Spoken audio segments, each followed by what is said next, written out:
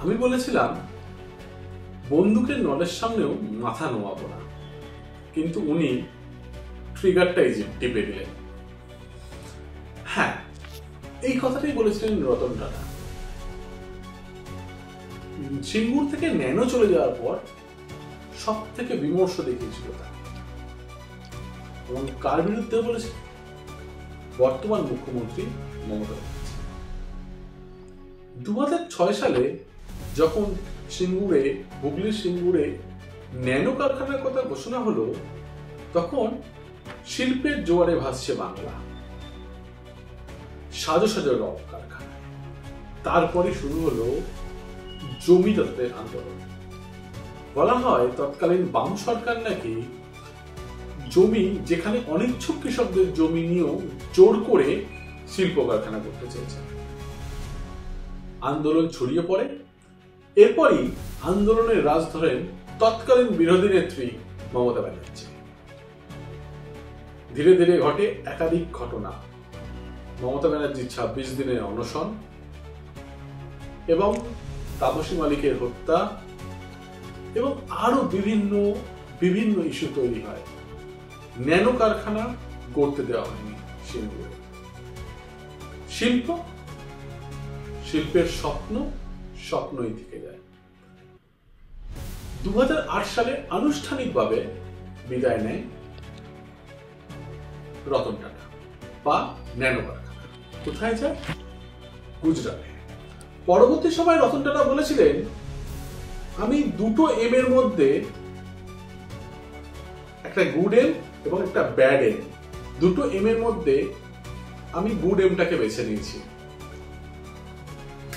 বলতে দ্বিধা নেই, তিনি বলতে চাইছিলেন গুড এম হিসেবে মোদিকে এবং ব্যাড এম হিসেবে মমতা ব্যানার্জিকে। 2008 সালে সিঙ্গুরের ন্যানো কারখানা, যেটা সিঙ্গুর কেন গোটা বাংলার ভবিষ্যৎ ছিল, সেই ন্যানো কারখানা চলে যায় গুজরাটের সানান্দে, এবং তখন গুজরাটের মুখ্যমন্ত্রী নরেন্দ্র মোদী। এটা গেল 2008 সালের কথা। কাটতো 2025, 17টা বছর পেরিয়ে গেছে। সিঙ্গুরে শিল্প হয়নি।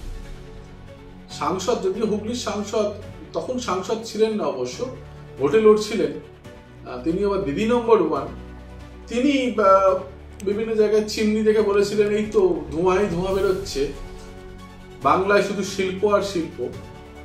কিন্তু সত্যি কথা বলতে গেলে ন্যানো বা টাটার মতো এরকম বড় সুদূরপ্রসারী শিল্প বাংলা আর পায়নি, যার ফলে বাংলার ভবিষ্যৎ অন্ধকারের আলোয় সেটা মানুষজন বিচার করবে।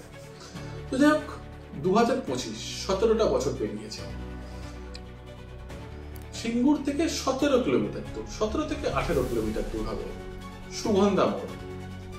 সুগন্ধা মোড়ে গতকাল উদ্বোধন হলো একটি ই রিক্সা, বা আমরা টোটো বলে যেটা জানি, একটি টোটোর আনুষ্ঠানিকভাবে উদ্বোধন করে একটি সংস্থা। সেখানে গেছিলেন তৃণমূল নেতা কুণাল ঘোষ এবং রাজ্যের একাধিক মন্ত্রী।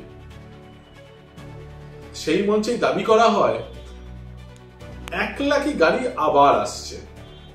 না, এবার কিন্তু ন্যানো নামে নয়, 1 লাখি গাড়ি আসছে, এবং ন্যানোর থেকেও নাকি আধুনিক বিভিন্ন ধরনের প্রযুক্তি ইউজ করে সেই গাড়িকে আনা হচ্ছে। সেই বিষয়ে কুণাল ঘোষ বলেছেন যে, আমি উদ্যোক্তাদের জানিয়েছিলাম যে আপনারা যদি এত সুন্দর 3 হুইলার বানাতে পারেন, তাহলে 4 হুইলার কেন নয়। হুগলিতেই সুগন্ধার মাটিতে সাইনোসিওর নামে ওই সংস্থা, তারা 3 হুইলার গাড়িটি এনেছে, এবং তাদের তরফেই দাবি করা হয়েছে কালী পুজোর সময় প্রথম লুক রিলিজ করবে 4 চাকা গাড়ি।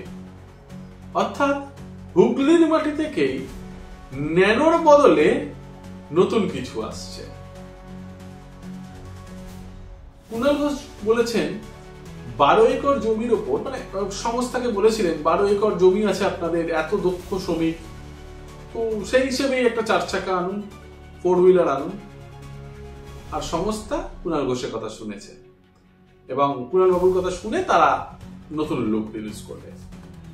সাধারণ মানুষের প্রশ্ন, হুগলি থেকে ন্যানোকে সরানো হয়েছে, শুধু হুগলির ভবিষ্যৎ অন্ধকার হয়নি, বাংলারও কালো দিন হয়েছে, বা বাংলাও শিল্পের ক্ষেত্রে কালো দিনে পরিণত হয়েছে।